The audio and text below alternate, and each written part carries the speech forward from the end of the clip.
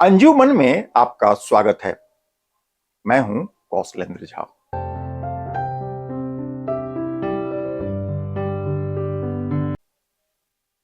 अंजुमन में आज की कहानी पिता और पुत्र के संबंधों पर आधारित है। अंजुमन की यह कहानी बुजुर्गों के आशीर्वाद की तासीर को नए सिरे से समझने की एक बेहतर कोशिश है। आप अंत तक हमारे साथ बने रहिए। अंजुमन की इस कहानी से यदि आपके मन में कोई विचार उत्पन्न हो तो कमेंट करके मुझे भी बता सकते हैं।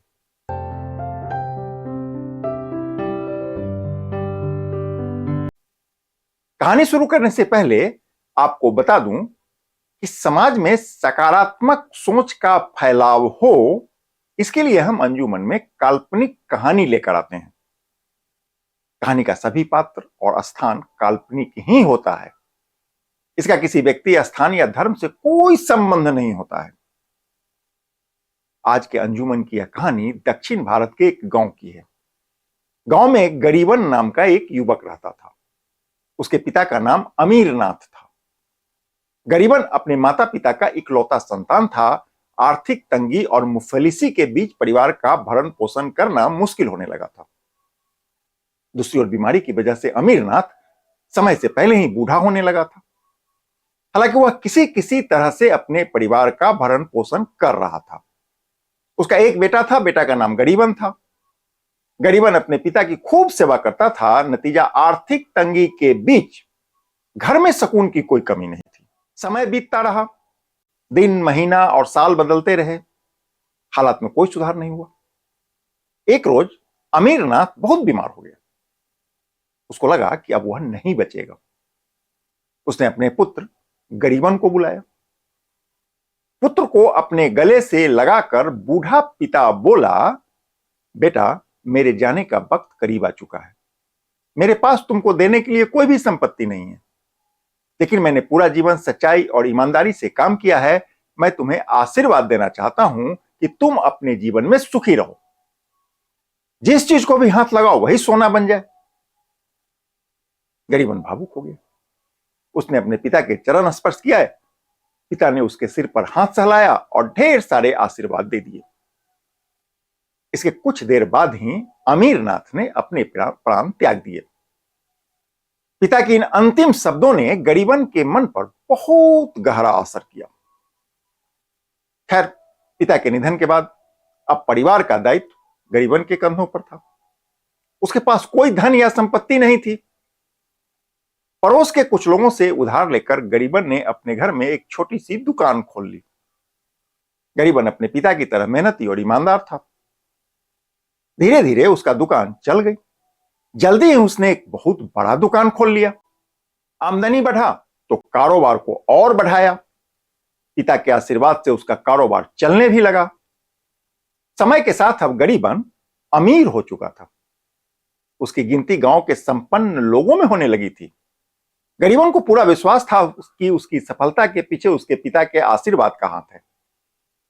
गरीबन अक्सर कहता था कि मेरे पिता ने जीवन भर कष्ट सहे पर कभी भी ईमानदारी का साथ नहीं छोड़ी। लिहाजा उनके आशीर्वाद में शक्ति थी और आज वही शक्ति मुझे फल दे रही है। गांव में ऐसे भी लोग थे जिनको गरीबन की बात समझ में नहीं आती थी।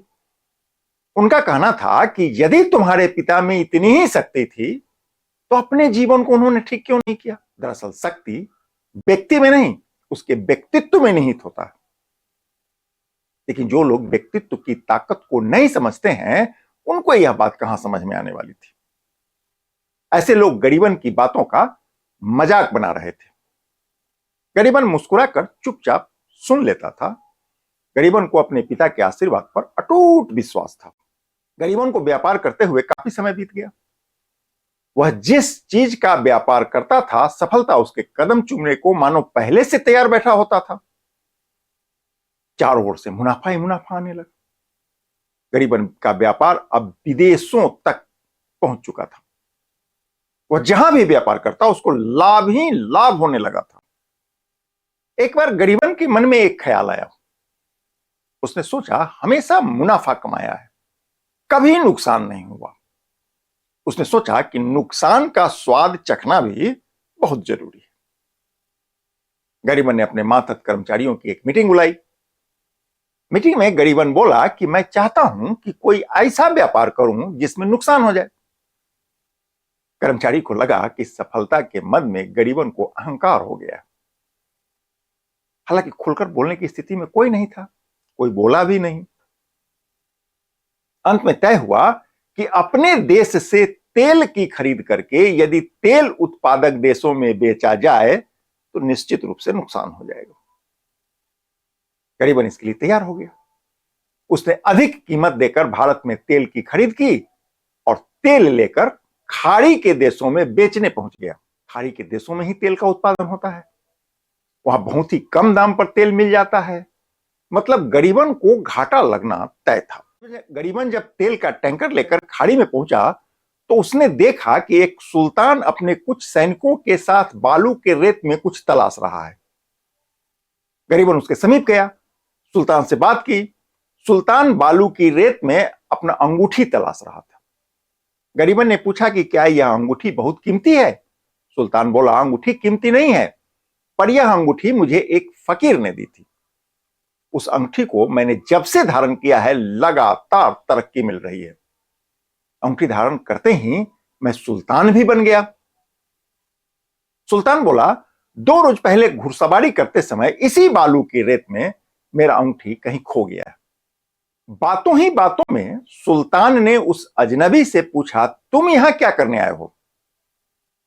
गरीबन बोला, मैं यहां तेल बेचने आया हूं। सुल्तान जोर से हंसा। सुल्तान बोला, अजनबी, यहां से निकाली गई तेल से पूरी दुनिया का काम चलता है, यहां तुम्हारा तेल कौन खरीदेगा? गरीबन बोला, मेरे पिता का आशीर्वाद मेरे साथ है और मुझे पूरा यकीन है कि मेरा तेल बिकेगा और मुनाफे में बिकेगा। यह कहते हुए गरीबन ने अपने अंजुरी में भरकर बालू उठाया और धीरे धीरे बालू उसके अंजुरी से फिसलकर नीचे गिरने लगा। तभी चमत्कार हो गया। बालू गिरते ही गरीबन के हाथों में एक चमकता हुआ हीरे का अंगूठी दिखाई पड़ गया। वास्तव में यह सुल्तान की अंगूठी थी। सुल्तान इस अंगूठी को पागलों की तरह पिछले 2 रोज से खोज रहा था। अंगूठी देखते ही सुल्तान खुशी से झूम उठा। सुल्तान बोला, यह अंगूठी वास्तव में तुम्हारे पिता के आशीर्वाद का फल है। सुल्तान बोला, तुम्हारा तेल मैं खरीदूंगा और तुमको इसका मुंह मांगा दाम भी दूंगा। कहानी का सार यह कि माता पिता का आशीर्वाद कभी भी मिथ्या नहीं हो सकता।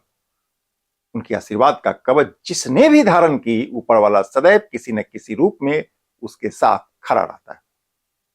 गरीबन के साथ भी यही हुआ। घाटे का व्यापार मुनाफे में बदल गया। अंजुमन की कहानी बताता है कि माता पिता की सेवा का फल निश्चित रूप से मिलता है। आशीर्वाद से बड़ी दूसरी कोई संपत्ति नहीं।